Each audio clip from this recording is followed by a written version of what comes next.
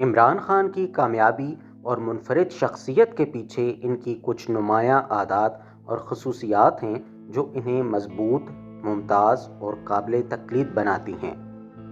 پہلی خوبی ہے عزم اور استقامت۔ عمران خان اپنے مقاصد کے حصول کے لیے غیر معمولی عزم رکھتے ہیں، چاہے کرکٹ کے میدان میں 1992 کا ورلڈ کپ جیتنا ہو یا پاکستان کی سیاست میں انقلاب لانے کا عہد۔ انہوں نے مشکلات کے باوجود کبھی ہمت نہیں ہاری۔ یہ استقامت ان کی شخصیت کا ایک اہم ستون ہے۔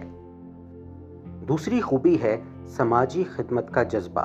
انہوں نے شوکت خانہ میموریل کینسر ہسپتال جیسے منصوبے کے ذریعے سماجی خدمت کا ایک عملی نمونہ پیش کیا۔ یہ جذبہ ان کی انسانی ہمدردی اور معاشرتی تبدیلی کے لیے وقف ہونے کی عکاسی کرتا ہے۔ اب سے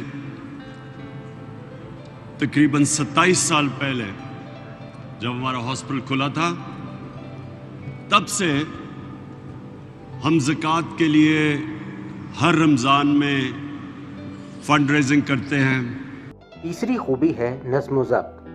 کرکٹ کے دور سے لے کر سیاست تک عمران خان نے ہمیشہ سخت نظم و ضبط کو اپنایا۔ ورزش، وقت کی پابندی اور روزمرہ کے کاموں میں باقاعدگی ان کی کامیابی کی کلید ہے۔ چوتھی خوبی ہے اقدار پر یقین۔ وہ اکثر دیانتداری اور شفافیت کی بات کرتے ہیں۔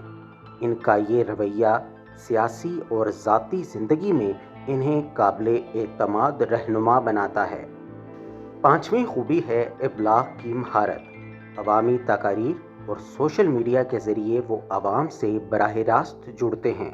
ان کی تقریریں جذبات اور منطق کا امتزاج ہوتی ہیں جو لوگوں کو متاثر کرنے میں کامیاب رہتی ہیں۔ چھٹی خوبی ہے طویل المدتی ویژن۔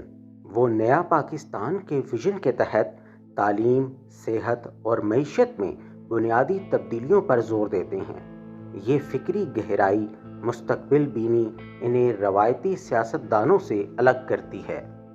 ساتویں خوبی ہے جسمانی اور ذہنی صحت کا خیال۔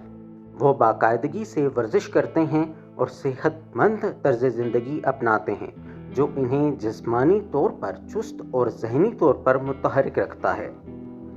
آٹھویں خوبی ہے علم کی تلاش۔ وہ مطالعے کے شوقین ہیں اور مختلف موضوعات پر گہری معلومات رکھتے ہیں۔ یہ عادت ان کی فیصلہ سازی کو مضبوط بنیاد فراہم کرتی ہے۔ نویں خوبی ہے صبر اور حکمت عملی۔ سیاسی میدان میں ان کا سفر کبھی آسان نہیں رہا، لیکن صبر اور طویل المدتی حکمت عملیوں کے ذریعے انہوں نے اپنی پارٹی کو عوامی مقبولیت دلائی۔ 10ویں خوبی ہے روحانی رجحان۔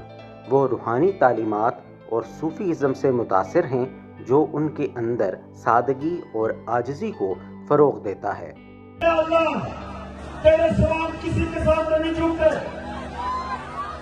یہ کام کبھی کسی کے سامنے نہیں جھکا۔